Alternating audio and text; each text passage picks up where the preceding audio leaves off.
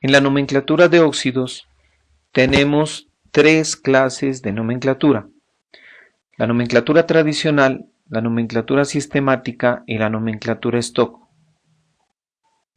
En la nomenclatura tradicional y en la nomenclatura stock tenemos que la base es el número de oxidación del elemento que acompaña al oxígeno, ya sea metal o no metal. Comencemos explicando las reglas para la nomenclatura tradicional. Para el primer elemento que aparece aquí en la tabla, el litio tiene número de oxidación +1 y es su único número de oxidación. Estos óxidos se nombran como óxido de y el nombre del elemento que acompaña el oxígeno, en este caso óxido de litio. Para los elementos que tienen dos números de oxidación, es el caso de los óxidos de hierro que aparecen aquí en la tabla, tenemos que si el oxígeno está acompañado por el elemento que tiene el menor número de oxidación, se nombra con la palabra óxido el nombre del elemento con la terminación oso, en este caso óxido ferroso. Para el elemento que tiene el mayor número de oxidación, en este caso el óxido de hierro tiene número de oxidación +3. En este caso se nombra con la palabra óxido y el nombre del elemento con la terminación ico, óxido férrico. Para los elementos que tienen 4 números de oxidación, como es el caso del cloro, pueden formar 4 óxidos, como los miramos aquí en la tabla.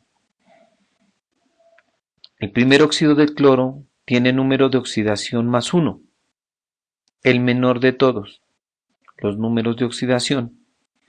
Se nombra con la palabra óxido, el prefijo hipo y la terminación oso, en este caso óxido hipocloroso. Para el óxido que sigue, con un mayor número de oxidación, en este caso +3, se lo escribe con la palabra óxido, el nombre del elemento y la terminación oso, óxido cloroso.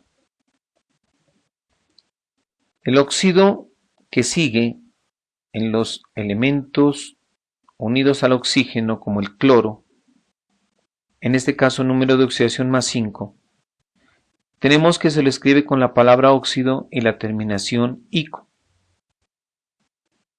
como tenemos en la tabla el óxido clórico. Para el elemento que tiene el mayor número de oxidación de los 4, tenemos la palabra óxido, el prefijo per y la terminación ico, óxido perclórico.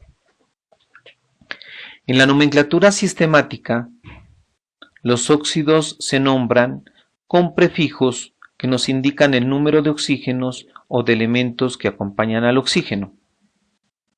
En el primer óxido que aparece en la tabla, tenemos el monóxido de dilitio, por tener un oxígeno y 2 átomos de litio en su molécula.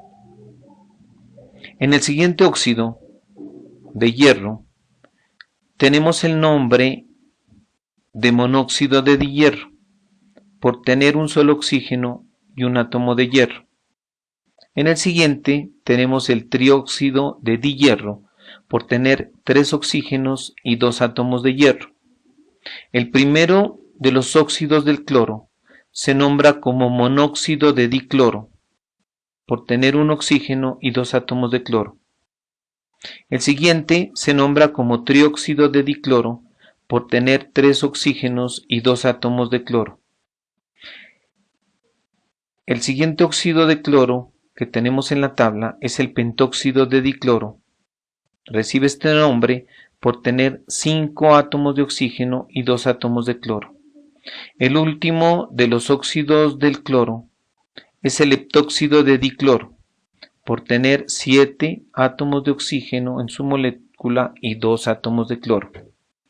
En la nomenclatura Stock, que parece la más fácil, se nombran estos óxidos simplemente como óxido de y el nombre del elemento que acompaña el oxígeno. Entre paréntesis se coloca el número de oxidación del elemento, sea metal o no metal, que está unido en la molécula al átomo de oxígeno.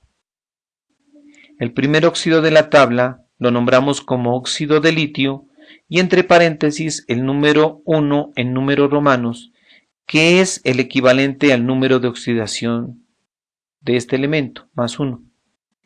El siguiente óxido se nombra como óxido de hierro entre paréntesis 2, por tener este óxido el número de oxidación más 3. El otro óxido de hierro se lo nombra como óxido de hierro 3, porque en este óxido el hierro tiene número de oxidación más 3. Para el primer óxido del cloro lo nombramos como óxido de cloro 1. El siguiente lo nombramos como óxido de cloro 3. El tercer óxido del cloro lo nombramos como óxido de cloro 5. Y el último lo nombramos como óxido de cloro 7 por tener el número de oxidación del cloro más 7.